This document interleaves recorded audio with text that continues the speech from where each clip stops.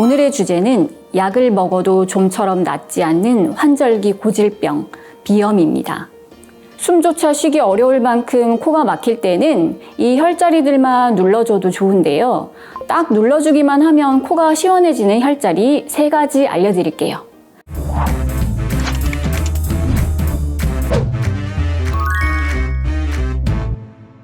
모르면 반복되는 병, 알면 이겨낼 수 있다. 안녕하세요. 폐와 호흡기의 작은 신호까지 놓치지 않는 한의사 권호련입니다.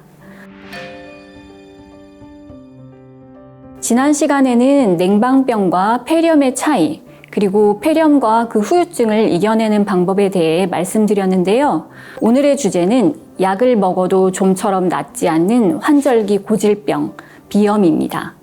이번 시간에는 비염에 대해 전반적으로 짚어보고 증상 완화에 도움되는 혈자리까지 속 시원하게 알려드리겠습니다. 환절기에는 일교차가 커져서 우리 몸이 온도 변화에 잘 적응하지 못해 면역력이 떨어지기 쉬운데요. 이 시기에는 꽃가루처럼 알레르기를 유발하는 물질도 많아지고 코 점막 역시 외부 자극에 예민해져서 비염 증상이 더 심해질 수 있습니다. 콧물, 코막힘, 재채기, 가려움증 같은 증상들이 대표적인 비염 증상이에요. 비염은 코 점막이 특정 물질에 과민하게 반응해 염증이 생기는 알레르기 질환입니다. 어떤 알레르기 유발 물질에 반응하느냐에 따라 증상의 양상도 달라지는데요. 예를 들어 꽃가루나 온도 변화에 예민한 경우에는 주로 환절기에 증상이 나타나고 진먼지 진드기에 민감한 경우에는 여름철에 증상이 심해지거나 계절과 상관없이 계속 불편함을 겪는 경우도 있습니다. 비염은 그 증상의 지속기간에 따라 급성과 만성으로 분류하고 원인에 따라 감염성과 비감염성으로 나눌 수 있는데요. 알레르기 비염은 꽃가루, 진먼지 진드기와 같은 물질에 대한 과민 반응으로 생기는 비감염성 염증 질환으로 증상이 반복적이고 장기화되기 쉬워서 만성비염으로 보시는 경우가 많습니다. 알레르기 비염은 유전적 요인과 환경적 요인이 복합적으로 작용해서 발생하는데요. 부모 둘 중 한 명에게만 알레르기 비염이 있는 경우에는 자녀에게 유전될 확률이 약 50%, 양쪽 모두에게 알레르기 비염이 있는 경우에는 약 75%로 알려져 있습니다. 모든 알레르기 비염이 유전되는 건 아니지만 일부에서 유전 성향을 보인다고 할 수 있겠네요. 네, 그렇게 볼 수 있습니다.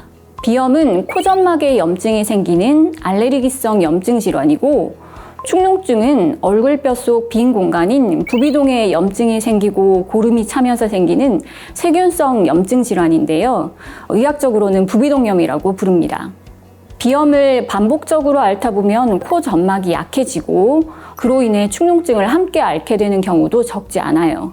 실제로 비염과 축농증을 함께 앓는 분들도 많고요. 그러니까 축농증은 비염의 합병증으로 볼 수도 있습니다. 비염이 반복되거나 만성화되면 축농증으로 이어질 수도 있거든요. 비염과 비슷하게 콧물, 코막힘 증상이 있어서 구별이 어려울 수도 있는데요.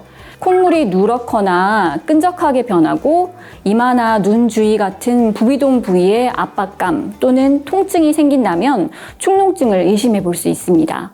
코막힘이 점점 심해지고 냄새를 잘 맡지 못하거나 입냄새가 심해질 때도 유의해야 합니다.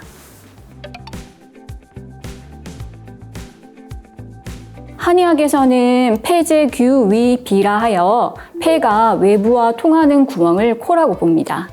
즉, 폐의 기운이 코로 드나들기 때문에 폐가 약해지면 코에도 영향을 줄 수 있다는 건데요. 콧물, 재채기, 가려움증, 코막힘을 주 증상으로 하는 비염은 폐기허, 즉 폐의 기운이 부족하거나 약한 병증이라 할 수 있습니다.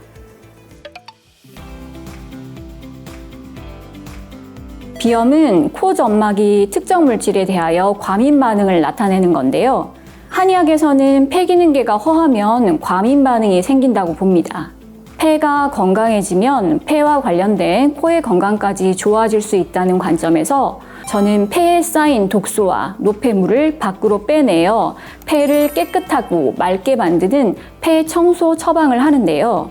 맑은 폐로 깨끗하고 맑은 숨을 쉬면서 폐가 외부와 통하는 구멍인 코 역시 건강을 찾게 되고 면역력이 함께 좋아집니다.